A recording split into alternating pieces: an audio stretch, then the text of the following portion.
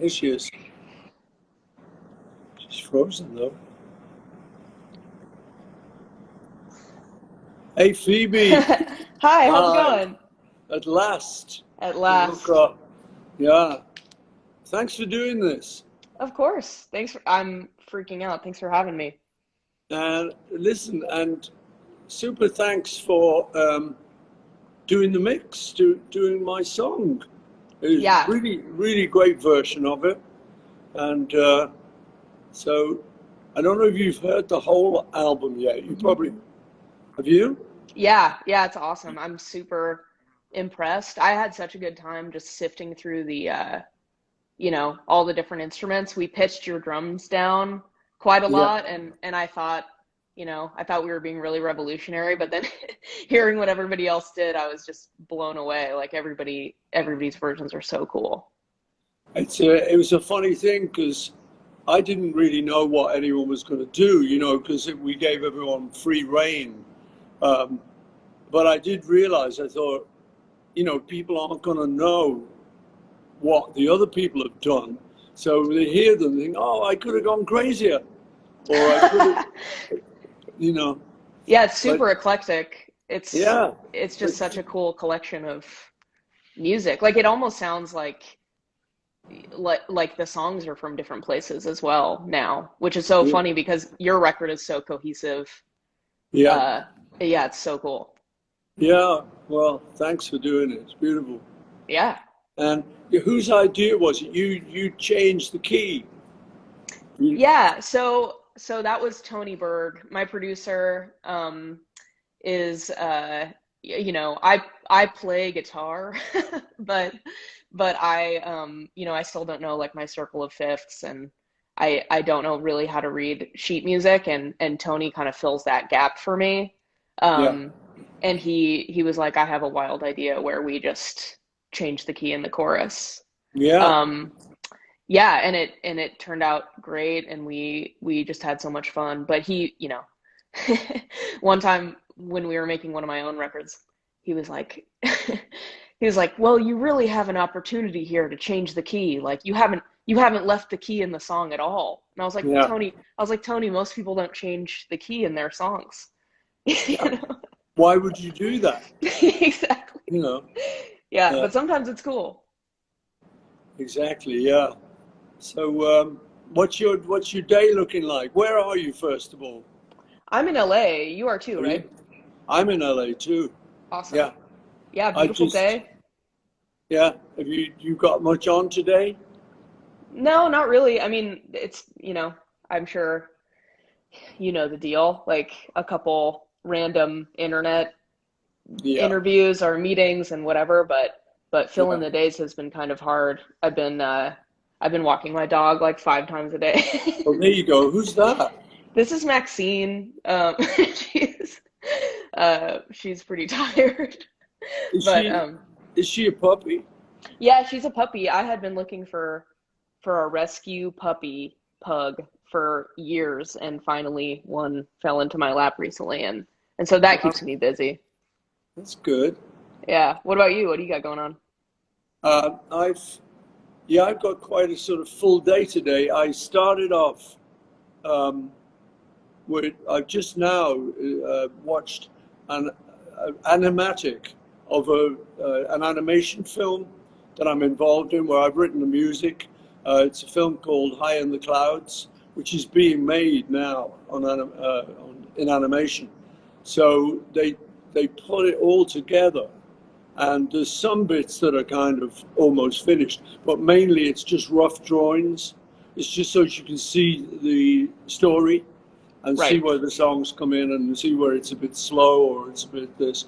So I just watched that. That was really cool. And then I'm talking to Phoebe Bridges later. She's really cool, man. Have you heard of her? No, no Oh, idea. oh, she's good. So I'm talking to her. And then I'm going to talk to Josh Homme. Awesome. Yeah, that version is Yeah, really, really cool. so that'd be nice. And then I'm going over to a recording studio where I've been working with a young producer. You've probably heard of Andrew Watt. Oh yeah, big fan. Yeah, he's yeah, and I hadn't met him, but my manager said, you know, it'd be nice if you wanted to meet him. You know, just hang out, have a cup of tea or something. So I went over to his place, and we were just chatting. And then at one point, he just sort of looked at me kind of cutely and said, "I'd like to do a song with you." I thought, okay. So suddenly we're picking up guitars and then making a song, and I was on the drums, and so I'm going over there, hopefully to finish off the thing we've been doing. And then my nephew is in town with his daughter, and I'm going out to dinner. Me and Nancy are going out to dinner with them later, so I've got a full day.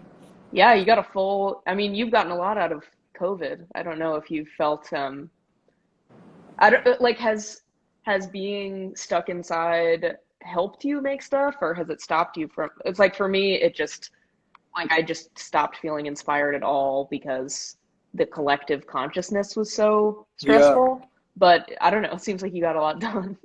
Well, you know, I was kind of lucky because I got locked down with my daughter Mary and her family, her husband and their four kids. So that was kind of nice. I was locked down with my grandkids. And, you know, I visit them or they visit me occasionally, but we don't live together. But in COVID, we did, you know, so that was nice for me. I loved it. And the UK government said, you can go to work as long as you can't work from home.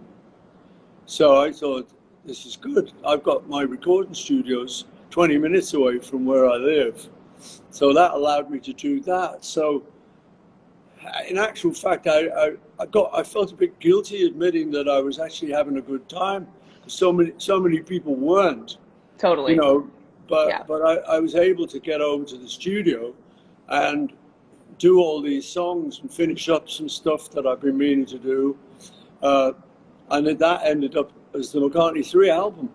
Yeah, And how then I'd long has come, it been in the works for you? Like how like when was the first song tracked? um, they were over the years. Yeah. Most of them were just from the last couple of years, where I'd sometimes if I've got nothing on, I just like being in the studio, so I'll go in and I'll mess around basically, you know. Totally. I'll yeah, and I enjoy that, you know, it kind of so. I was able to do that, but then it meant that there were a few songs I'd messed around with and I got something on them, but I had to leave them. So then I'd say, okay, look, let's look at that one, let's grab that one, take a look at that.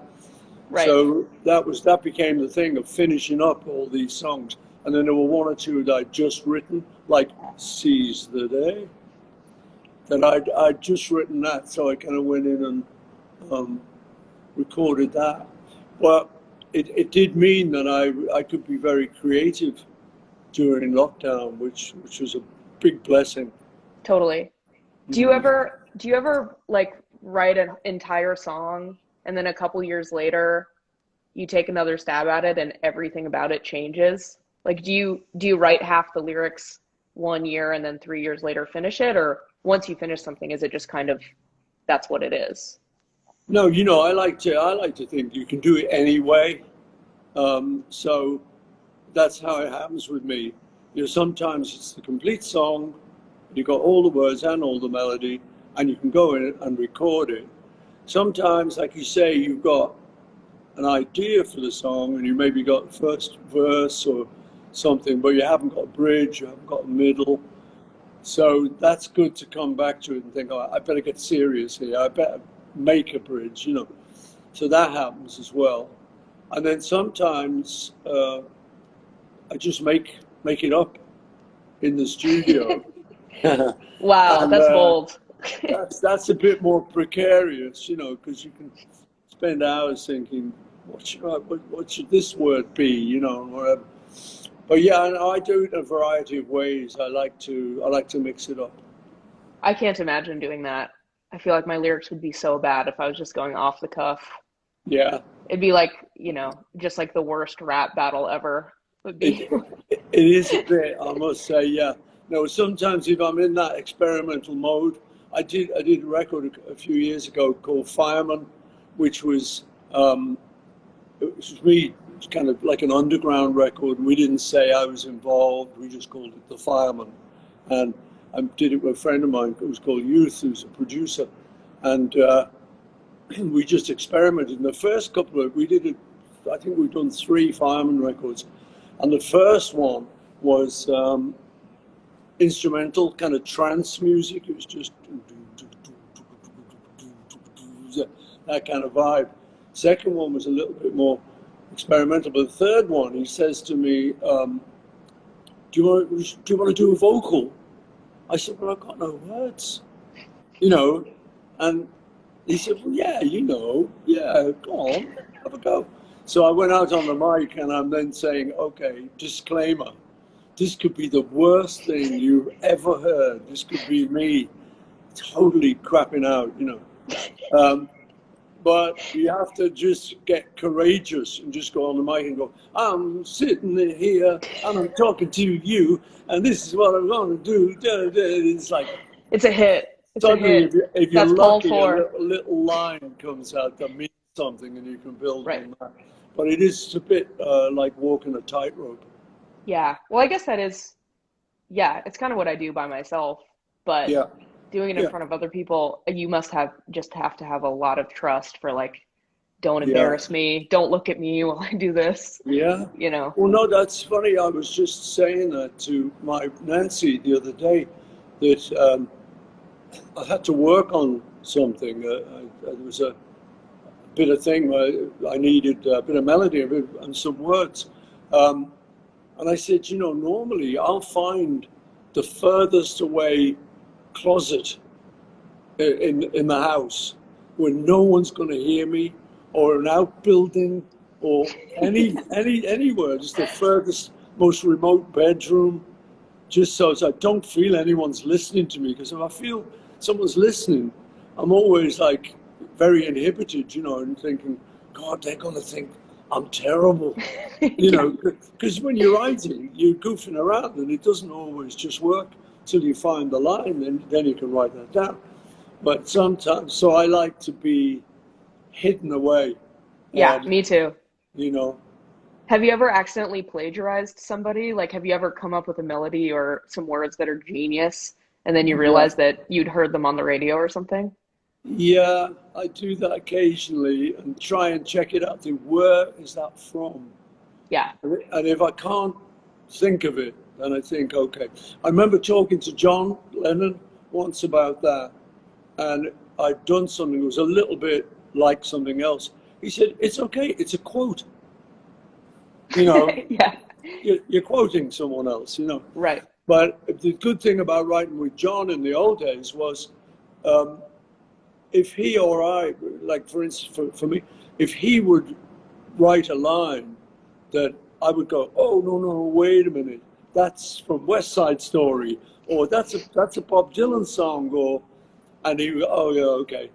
And similarly, he'd do it with me, if I was going somewhere that was a little bit plagiarizing. And he'd say, isn't that so-and-so? So, oh, yeah.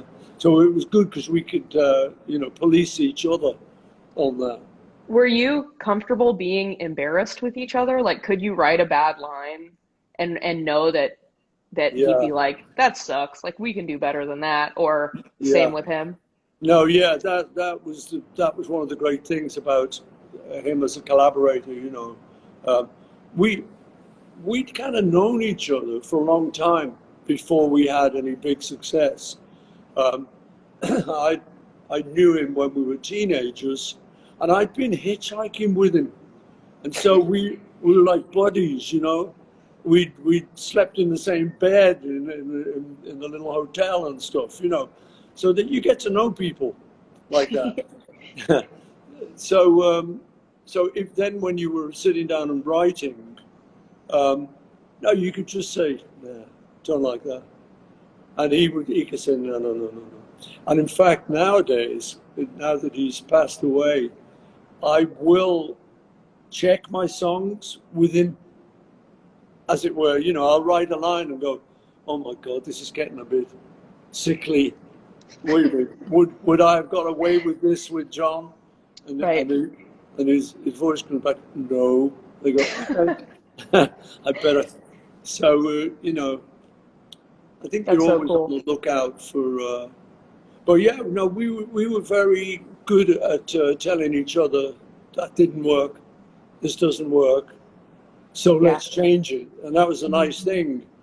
It's always great when you change it because often you get something better. Oh, totally. Do you ever find that if you're really searching for a rhyme or another line to go along and it takes you forever, Yeah, when you finally find it, I feel like the initial thing that you were trying to rhyme it with is just it pales in comparison. Like yeah, it just doesn't even make sense anymore. The focal point of the song disappears into a way better song yeah, than the yeah, idea. I love that yeah. feeling. Yeah. No, I agree. Yeah. And sometimes you'll, like you say, be hung up on a line or on a thought, and it's just taking too long, and it's causing too much trouble. So you just get rid of it. Let's just go somewhere else. You know, Yeah. you know, uh, and that's a nice feeling. We the one big time that happened with me and John writing was we were doing a song that turned out to be Drive My Car, the Beatles song, Baby, You Can Drive My Car. Hmm. Um, but at first I brought it in and I had the rough melody, but it was like, I can buy you diamond rings, I can get you anything. And it was like, you know. And we were trying so hard to make something of it, but in the end we just looked at each other. It was like, this isn't going to work. So I think we had a cup of tea, a little quick break, came back to it, and then just thought, no, we got to kind of go tongue in cheek, and it's about this girl who wants a driver, and you know, and then it flowed once we just got away from those golden rings. Yeah. Do you have things that you do when you are stuck, like take a little walk or make a cup of tea or things that Yeah, work every I think time? it is. Yeah, I think it's good if you can just to get away from it for a moment, bit of fresh air or something. Yeah. There's, I heard a story. There's a guy, Fats Domino, the old rock and roll player from New Orleans. He used to write with a guy called Bartholomew, I think it was. And they're sitting one day, they're trying to write this song, and it's going quite well. But they walk outside into the garden kind of thing. And there's a neighbor who's got quite a vicious dog. The dog starts barking at them, and they kind of go, oh, hell, get back in the house. And then it was like, baby, don't you let your dog bite me. That's like, yes, me, and I'm in love again. Baby, don't you let your dog bite me. It's like the best line in the song. But it came Totally. from them taking a break out in the garden. I love stuff like that. Yeah. That's so cool. So how do you write? What's your ideal situation to write? Um, yeah, it takes me at the least like 3 years to finish a song. It Um, does? well, yeah, because I feel like I'll write the whole thing and it's okay, Yeah. but I feel like the real test is if I make something and then I listen to it the way I listen to the music I love. If I'm not compelled to listen to it again after I write it, then it probably isn't that good. Mm. Um, so I think for me, I think like the phonetics and the form of the song, it's really hard to write the first time, but then after a while, it's just it's like the way that my brain talks to itself, and I can write 10 versions after I write the first one. So just little things will change, and also the way that Tony and Ethan and I record, my producers, we take forever. We'll go in for a month, and then 2 years later, we'll go in for another month and do weird couple days in between tours, and it's so fun because my favorite is the delete button. Like I love just making something and then realizing that you spent all day trying to get a drum tone, and then you cut the drums completely and it sounds way better you know Mm. Mm. so I feel the same with writing. It's like that. Yeah. Mm. It's good. How when you were asked to do this, how was it put to you? You know, it's like Paul McCartney would like you to do a mix or like you to do a vocal. How did, what was your brief? Yeah, my brief was like, some people are doing remixes, and I was like, well, I definitely can't do that.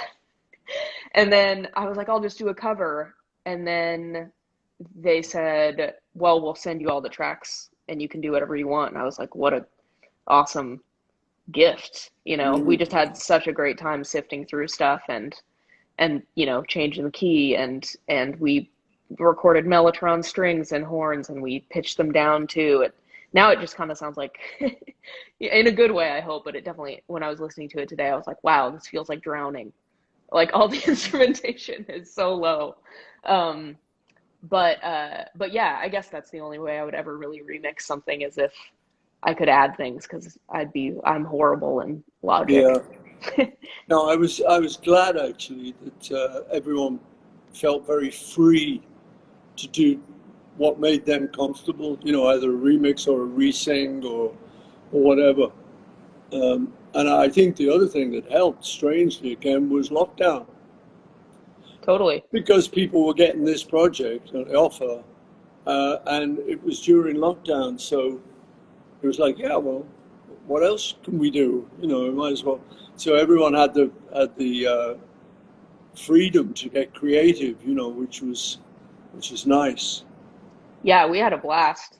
Yeah, we spent a couple days and just, like I said, throwing stuff at the wall, deleting it, trying it again, putting stuff back. It's my favorite way to work. I feel like I'm gonna have a really hard time adjusting back to non-lockdown time, when you actually have to make a plan for when to go Yeah. into the studio and make something. Oh yeah, it was kind of strange coming and watching this movie I watched today with people, like with real people, and you know it's so strange because it's like, are we gonna do the fist bump?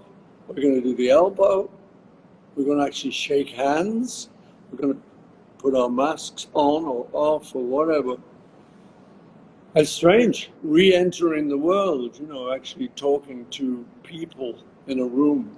How have your fan interactions been this year? Like, do people recognize you in a mask? Do people feel compelled to like come up to you, or is it more No, they don't reserved with recognize COVID? me.